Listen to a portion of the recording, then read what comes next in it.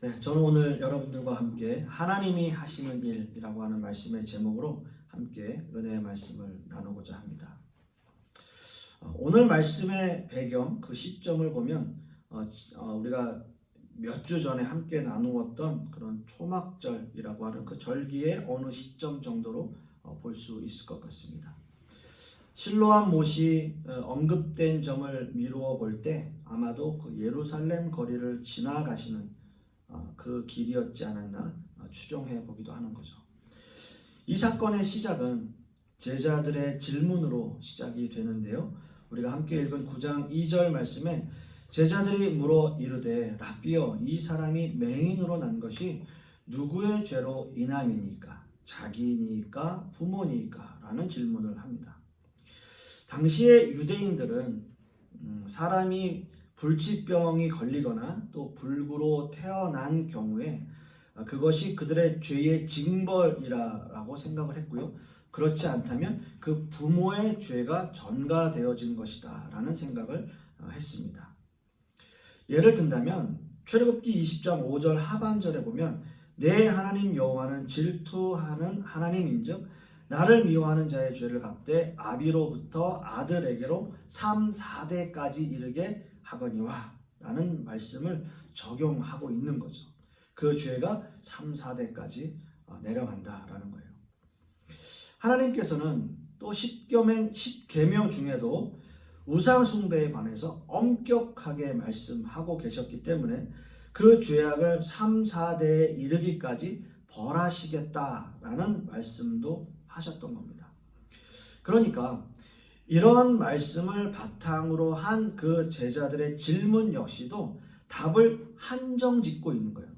누구의 죄입니까? 라고만 물으면 그 답에 대한 대답을 자유롭게 할 수 있을 텐데 누구의 죄입니까? 라고 하고 그 소경의 부모입니까? 아니면 자기의 죄 때문입니까? 라는 것으로 그 죄의 전가가 둘 중에 하나, 두 사람 중에 하나의 죄가 아닙니까? 둘 중에 누구입니까? 라고 한정을 짓는 거죠. 그런데 예수님의 대답은 의외의 대답을 하고 계시는 거죠. 이 질문에 대한 답은 이 사람이나 그 부모의 죄가 전가되어진 것이 아니라 하나님이 하시는 일을 나타내시고자 한다라고 답을 주고 있는 거예요. 즉 제자들이 생각한 일반적인 정답의 범위에서 벗어난 답을 예수님께서 하고 계시다는 거죠. 그렇다면 예수님께서 답하신, 그렇게 제시한 하나님이 하시는 일, 그 하나님이 하시는 일은 무엇이냐라고 하는 거예요.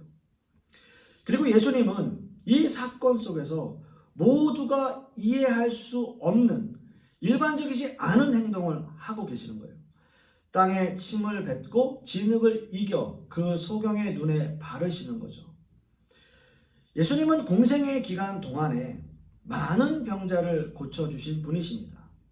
그 병자를 고치심에 있어서 말씀만으로도 소경의 눈을 뜨게 하셨고 또 그들이 가지고 있었던 불치병을 앓고 있는 사람들을 말씀만으로도 고쳐주셨고요. 그리고 또 죽은 자까지도 살리시는 그 예수님이었어요.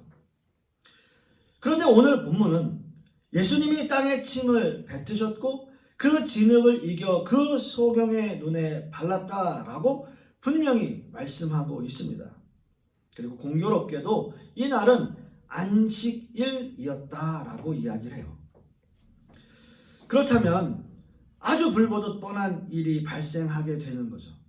예수님께서 소경을 고치신 사건이 안식일 문제로 논쟁거리가 될 것이다 라는 것은 너무나 뻔한 일이었어요. 지금까지도 그랬습니다. 유대인들이나 바리새인들은 어떻게든 예수님을 꼬투리 잡으려고 노력하는 사람들이에요. 우리가 전에 함께 말씀을 나누었습니다. 여러분 기억하실지 모르겠지만 베데스다 연못에 38년 된 병자를 고치신 그 사건에서도 예수님은 안식일에 의료 행위를 했다라는 비난을 받으신 적이 있습니다. 오늘 사건 역시도 마찬가지입니다. 안식일에 이런 일을 하신 예수님을 바리새인들은 분명히 비난하고 예수님을 어떻게든 잡으려고 노력할 거예요.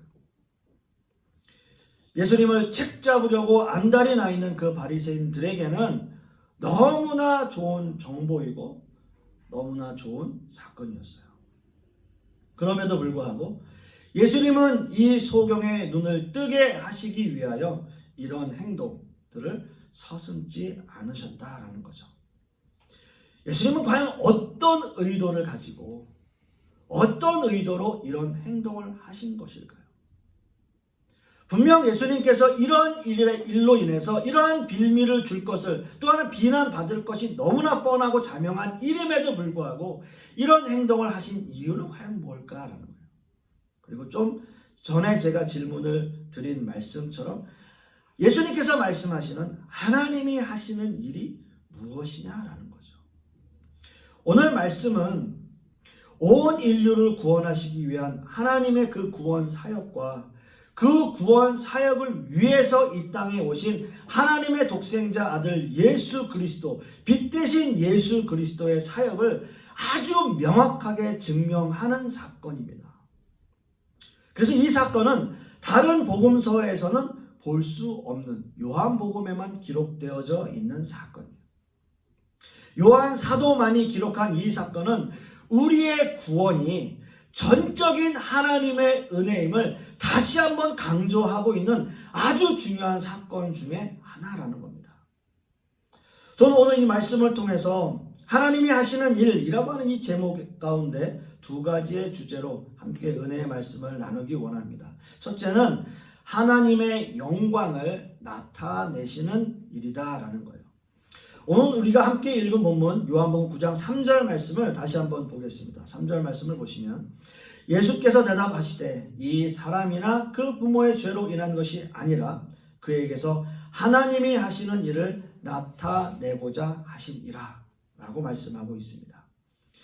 이 말씀은 제자들의 질문에 대한 예수님의 답입니다. 제자들은 당시에 나면서 소경된 자의 죄에 관해서 묻고 있어요. 유대인들은 불치병이나 불구자로 태어난 사람은 자신의 죄나 부모의 죄가 전가되었다, 그것을 믿고 있었다라고 말씀을 드렸습니다. 그러나 예수님의 대답은 제자들의 그 예상과 달리 누구의 죄도 아니며 이 소경은 하나님이 하시는 일을 나타내고자 함이다 라고 하는 도저히 그들의 상식으로는 이해할 수 없는 답변을 하고 계시다라고 하는 거죠. 자, 여기서 하나님이 하시는 일, 하나님이 하시는 일을 문자 그대로 해석하면 하나님의 일들이라고 해석되어질 수 있어요. 하나님의 일들. 이 의미는 하나님이 다스리시는 모든 우주 만물을 말하고 있고요. 하나님의 섭리와 하나님께서 하시는 그 모든 사역을 통틀어 하는 이야기입니다. 즉 하나님의 일들을 바꾸어서 하나님의 영광으로 번역해도 무관하다라고 하는 거예요.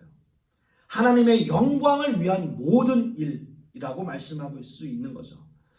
다시 한번 말씀을 영광으로 바꾸어 읽어보면 하나님의 영광을 나타내시고자 함이니라 라고 해석되어도 무관하다는 뜻이에요. 오늘 말씀은 하나님의 영광을 나타내기 위해서 나면서 소경된 사람이 등장하고 있다라고 하는 거죠. 오늘 말씀을 자세히 보시면 참 이상한 부분이 있어요. 성경에 예수님이 소경을 고치시는 장면이 몇 번 나오는데요. 거의 모든 부분에서 소경된 자들은 예수님께 자신의 문제를 해결받기 위해서 예수님께 소리를 지르거나 아니면 예수님께 매달리는 장면도 나와요. 또 예수님은 그런 모습 속에서 그 사람의 믿음을 보시고 그 사람의 병을 낫게 해주시는 것이 일반적인 예수님의 치유 사역이에요. 저 사람들이 예수님을 불러 호산나, 아니 예수님 다윗의 자손이요, 이렇게 부르는 거예요. 그렇게 부르면 예수님께서 그 믿음을 보시고 치유해 주시는 거죠. 이것이 일반적인 모습입니다. 그러나 오늘 본문에 등장하는 이 소경은 예수님이 진흙을 이겨 눈에 바르기까지 어떠한 반응도 하고 있지 않다라는 거예요. 예수님께 눈을 뜨게 해달라 라고 소리치지도 않았고요. 다윗의 자손이여 라고 소리치면서 매달리지도 않았고요. 예수님을 부르는 어떤 행동도 취하지 않았어요. 예수님께 소리치지도 않았습니다. 요한복음 9장 1절 말씀을 다시 보시면 예수께서 길을 가실 때에 날때부터 맹인인 사람을 보신지라. 누가 봤습니까? 예수님이 그냥 보셨어요. 예수님이 그 맹인을 보셨어요. 그 소경을 보셨어요. 이 소경을 먼저 본 사람은 예수님이에요. 당연히 그 사람은 볼 수가 없었을 것이고요. 지나가는 소리를 듣고라도 부를 수 있었지만 그렇게 하지 않았어요. 가만히 있었습니다. 그리고 예수님은 이 소경의 눈을 뜨게 하신 것이 하나님의 영광을 나타내는 일이다 라는 말씀을 하시는 거예요. 이 말씀 속에는 아주 깊은 영적인 의미가 담겨져 있습니다. 나면서 소경된 자는 자기 스스로 누군가를 찾지 못합니다. 즉 예수님이 길을 지나가고 계시지만 예수님을 보지 못하고 예수님에 대해서 알아보지 못한 그 소경이라는 거예요. 그 말은, 그 영적인 의미는 인간은 인간 스스로 예수님을 찾을 수 없는 존재라는 것을 의미하고 있습니다. 또 이 소경은 나면서 소경이었기에 자신이 처해 있는 상황에 완전히 적응되어 있는 사람이에요. 나면서부터 소경인 사람은 자신이 빛을 볼 수 없는 상황에 대한 불편함이 없어요. 불편함을 인식하지 못하고 살고 있다라고 해도 과언은 아닐 거예요. 왜요? 나면서부터 소경이었으니까요. 빛이라고 하는 존재를 알 수 없는 거죠. 어떤 의미인지를. 즉 이 말씀은 예수님을 만나기 전에 우리 모두의 영적 상태를 말하고 있는 거예요. 예수님을 만나기 전 우리는 예수님을 알아볼 수도 없고 예수님을 만나려고 하는 시도조차 할 수 없는 존재였다라고 하는 거죠. 왜냐하면 예수님에 대한 인식 자체가 우리에게 없기 때문이에요. 우리는 다 죄인이기 때문에. 우리는 나면서부터 죄인이기 때문에요.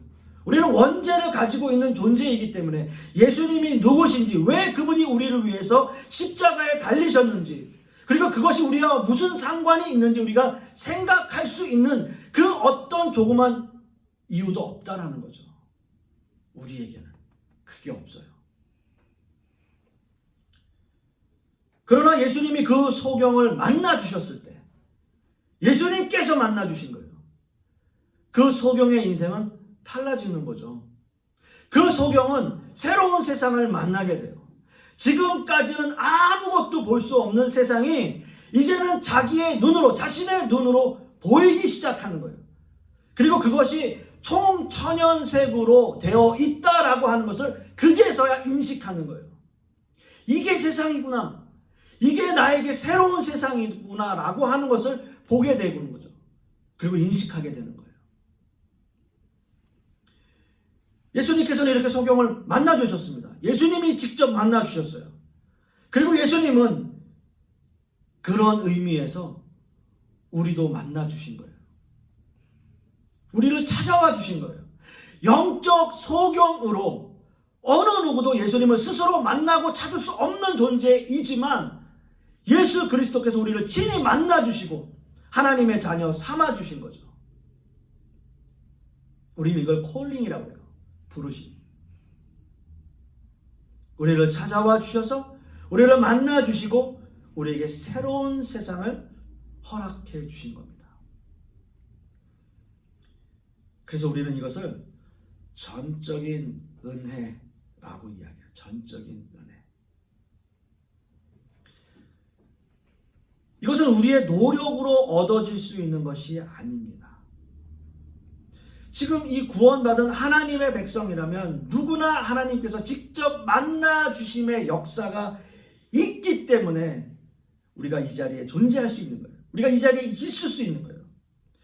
이 은혜는 어느 누구에게도 차별이 없는 은혜예요. 여러분 만약에 이 부분에 있어서 차별이 있다면 우리의 믿음은 아주 복잡한 경쟁 구도로 달려가게 되어 있어요. 그래서 먼저 믿은 사람과 나중에 믿은 사람들 사이에 갈등과 대립이 생기게 되어 있는 거예요. 이런 일을 차치하더라도요, 교회에 그런 일들이 많이 있잖아요. 아유, 집사님 이제 믿어서 그래. 조금 더 신앙의 연륜이 생기면 집사님 그거 아무것도 아니야. 기도하면 돼. 이런 얘기들을 하잖아요. 제가 말씀드리는 이 구원론과 관계는 없지만 그런 이야기들을 우리가 한단 말이에요. 구원에 있어서의 이 은혜는 차별이 없습니다. 경쟁 구도가 아니에요. 이것은 전적인 은혜예요. 만약 이것이 자신의 노력으로 얻어지는 결과라는 것이라면 우리에게 예수 그리스도의 십자가는 아무 소용없는 것이 돼요. 왜요? 내가 노력하면 구원 얻을 수 있다라고 한다면 예수님께서 굳이 우리를 위해서 십자가에 달리실 이유가 없는 거죠. 그래서 구원은 전적인 은혜입니다. 구원은 전적인 하나님의 은혜인데요. 에베소서 2장 5절 말씀 보시면 허물로 죽은 우리가 죽었다는 거예요. 죽은 우리를 그리스도와 함께 살리셨고 너희는 은혜로 구원을 받은 것이라. 은혜로 구원을 받은 것이라 라고 분명히 말씀하고 있습니다. 우리는 영적으로 죽은 상태였지만 하나님을 만날 수 없는 존재였지만 전적인 은혜로 우리를 살려주신 예수 그리스도라는 거죠. 요한복음 11장 4절 말씀에도 예수께서 들으시고 이르시되 이 병은 죽을 병이 아니라 하나님의 영광을 위함이요 하나님의 아들이 이로 말미암아 영광을 받게 하려 함이라 하시더라 라고 이 모든 일들이 하나님의 영광을 위한 일이다 라는 말씀을 하세요. 이 장면은요 나사로의 이야기에서 나오는 장면이에요. 마리아에게 나사로의 죽음의 소식을 듣고 하신 말씀이 바로 이 말씀입니다. 하나님의 영광을 위한 일이다. 결국 죽을 수밖에 없는 인간의 그 모습 속에서 예수님께서는 새로운 생명을 주시며 또 생명의 주관자가 되시는 분이 바로 그 예수 그리스도이시다.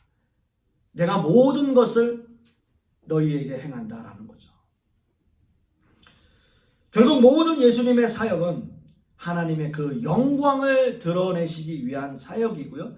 하나님만이 이 모든 세상의 주관자가 되심을 말씀하고 있습니다. 예수님이 나면서 소경된 자의 눈을 뜨게 하신 이유가 무엇일까요? 또 예수님이 죽은 나사로를 살리신 이유가 무엇일까요? 두 사람 모두 다 하나님의 영광을 드러내기 위함이다라는 거예요. 예수님께서 우리에게 영적인 눈을 뜨게 하심 마찬가지죠. 우리 모두를 통해서 하나님께 영광을 드러내기 위한 그러한 은혜다라는 거죠. 그러한 구원이다라고 하는 거죠. 그래서 로마서 15장 6절 7절 말씀에도 한 마음과 한 입으로 하나님 곧 우리 주 예수 그리스도의 아버지께 영광을 돌리게 하려 하노라. 이렇게 말씀하고 있습니다. 우리가 살아가는 이 존재 이유, 우리가 이 땅에 존재하는 이 이유, 그 모든 이유는 하나님께 영광을 돌리기 위한 이유다라는 거죠. 이게 우리가 이 땅에 존재하는 이유예요, 여러분. 사랑하는 성도 여러분, 주님께서는 하나님께 영광을 올려드리기 위해서 우리를 구원하셨고요. 이 모든 일들이 하나님의 영광을 위한 일이라는 것을 여러분 잊지 마시고 그 하나님께 영광을 올려드리는 삶을 사시는 저와 여러분 되시기를 소망합니다. 두 번째는 빛의 자녀로 우리를 부르시고 계시다라고 하는 거예요. 오늘 우리가 함께 읽은 본문 요한복음 9장 4절 5절 말씀을 함께 보시면 때가 아직 낮임에 나를 보내신 이의 일을 우리가 하여야 하리라. 밤이 오리니 그때는 아무도 일할 수 없느니라. 내가 세상에 있는 동안에는 세상의 빛이로다 라고 말씀하고 있습니다.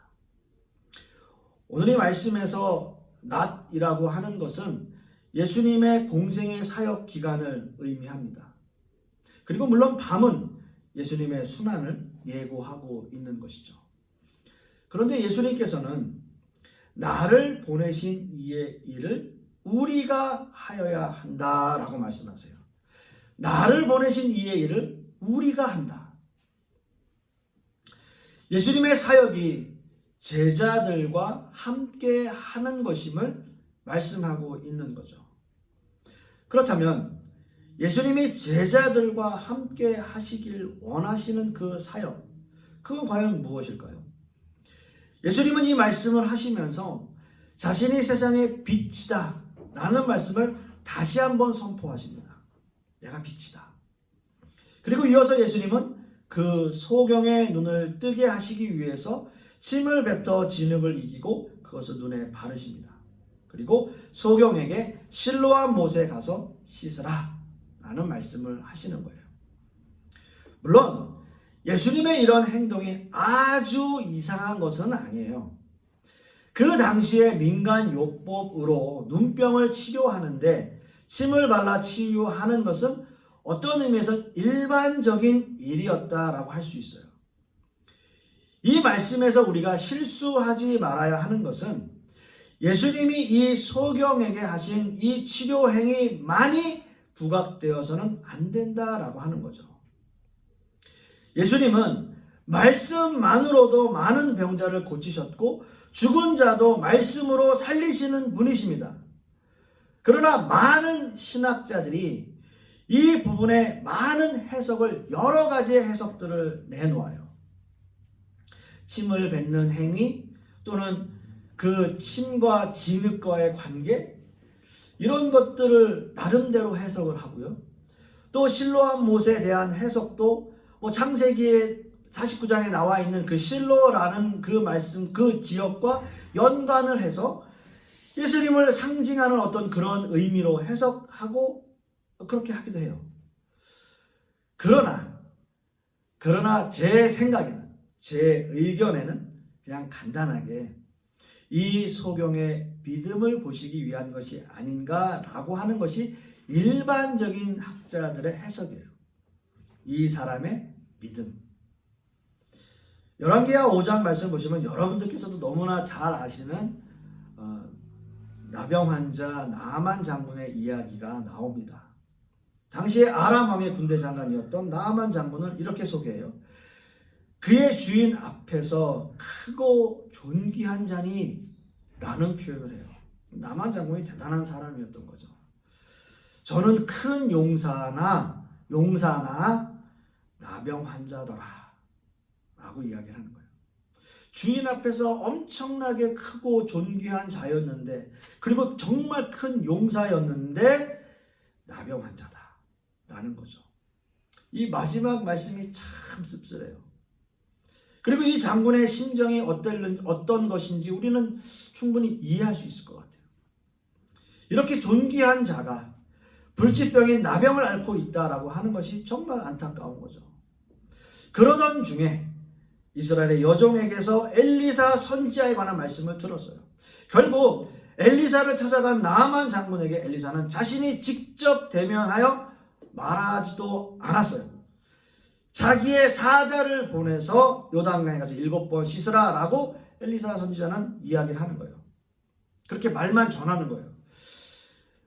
상당히 자존심 상하고 화가 나는 일이죠. 그렇잖아요. 적어도 직접 와서 이야기를 하던가, 아니면 뭐 어떻게든 간에 이렇게 좀 좋게 해야 되는데 기분이 나빴을 겁니다. 그러나 그 종들이 참 명답을 해줘요.